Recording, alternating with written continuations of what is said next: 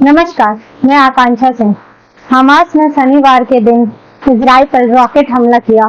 इस हमले में 100 लोगों की मृत्यु हो गई और सैकड़ों लोग घायल हो गए। हमास के इस हमले के जवाबी कार्रवाई में इजराइल के प्रधानमंत्री ने भी युद्ध का ऐलान कर दिया। बताया जा रहा है कि युद्ध में लगभग 200 लोगों की मौत हो गई और 1600 लोग घायल हो गए।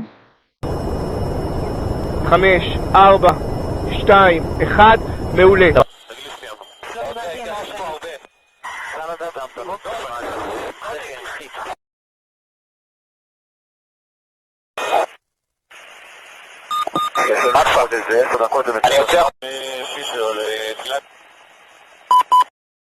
इस युद्ध के मद्देनजर रखते हुए इंडियन एम्बेसी ने अनावश्यक आवाजाही से बचने को कहा है।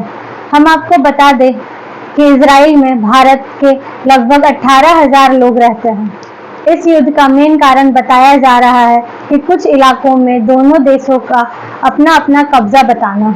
मिडिल ईस्ट के इन इलाकों में यह संघर्ष कम से कम 100 साल से चला आ रहा है।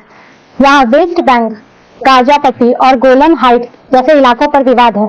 फिलिस्तीन इन इलाकों समेत पूर्वी यरूशलेम पर दावा जताता है, वहीं इजराइल यरूशलेम पर अपना दावा छोड़ने को राजी नहीं है। हालांकि इजराइल और हमास के युद्ध में भारत इजराइल के साथ खड़ा है। इसी के मद्देनजर रखते हुए नरेंद्र मोदी ने ट्वीट किया है कि इजराइल में हुए आतंकवादी हमले की खबर से मैं स्तंभ हूँ।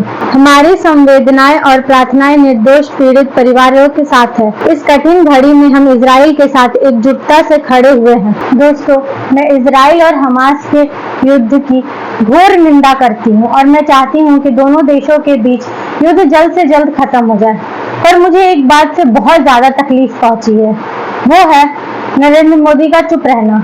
नरेंद्र मोदी इजराइल में हुए हमले के बारे में जरूर कह रहे हैं, ये बहुत अच्छी बात है, पर अपने ही देश के राज्य मणिपुर में हुए हमले के बारे में आज तक उन्होंने कभी कुछ नहीं कहा।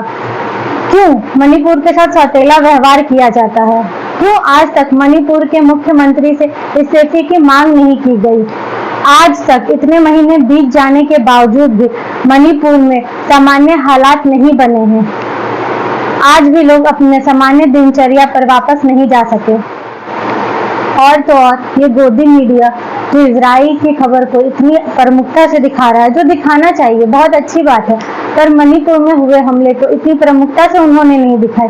न ही उन्होंने बीजेपी के किसी भी समर्थक से या मोदी जी से ही उन्होंने सवाल पूछा कि आप इस मणिपुर की घटना के बारे में क्या कह रहे हैं। ये अपने ही देश के राज्य के साथ सौतेला व्यवहार क्यों किया जा रहा है? इन सब घटनाओं में आपका क्या कहना है? आप हमें अपनी राय कमेंट बॉक्स पर जरूर बताएं और हमारे चैनल को ज़्यादा से ज़्यादा लाइक करें, शेयर करें और सब्सक्राइब करें। धन्यवाद।